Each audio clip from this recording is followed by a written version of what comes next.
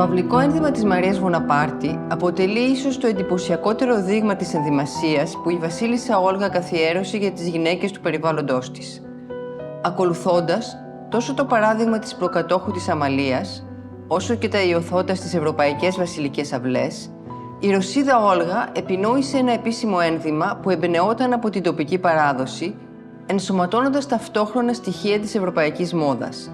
Με αυτά τα δεδομένα, δημιούργησε ένα ενδυματολογικό σύνολο με μακριά ουρά, αντικαθιστώντας τα ρωσικής έμπνευσης στοιχεία με ελληνικά. Για το σκοπό αυτό, στράφηκε στην ενδυματολογική παράδοση των χωριών της Αττικής.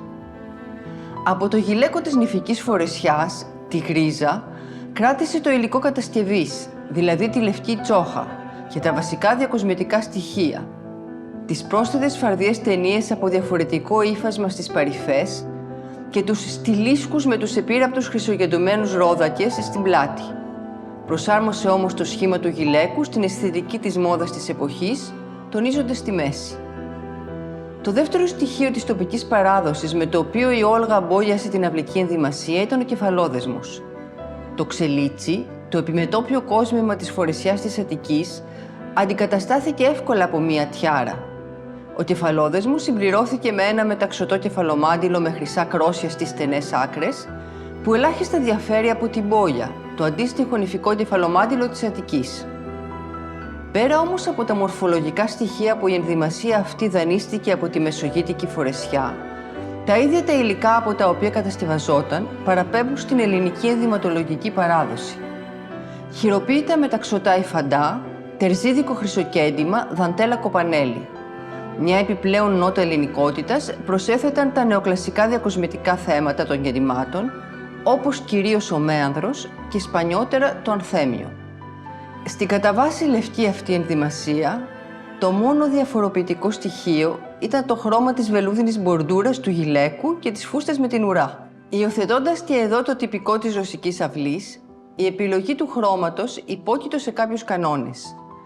Ήταν κόκκινο για τη βασιλική οικογένεια, γαλάζιο για τις κυρίες επί των τιμών, ενώ οι κυρίες της αθηναϊκής ελίτ, που φορούσαν το επίσημο ένδυμα στην τελετή του χειροφυλήματος την πρωτοχρονιά στα ανάκτορα, μπορούσαν να επιλέξουν το χρώμα της αρεσκίας τους.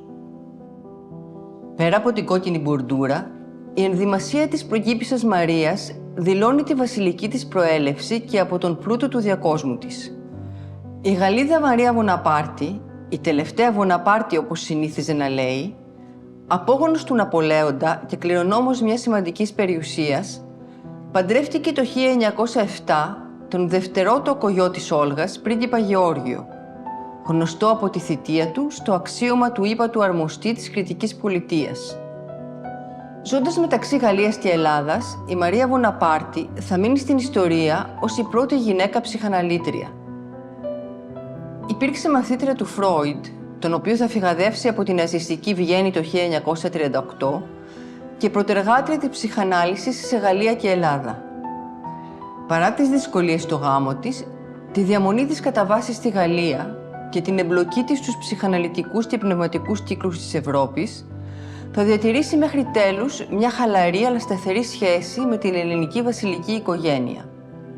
Στο πλαίσιο αυτό, θα υιοθετήσει την αυλική ενδυμασία, θα απαθανατιστεί φορώντας την και θα τη δωρήσει στο Μουσείο Μπενάκη το 1958, ένα χρόνο μετά το θάνατο του συζύγου της.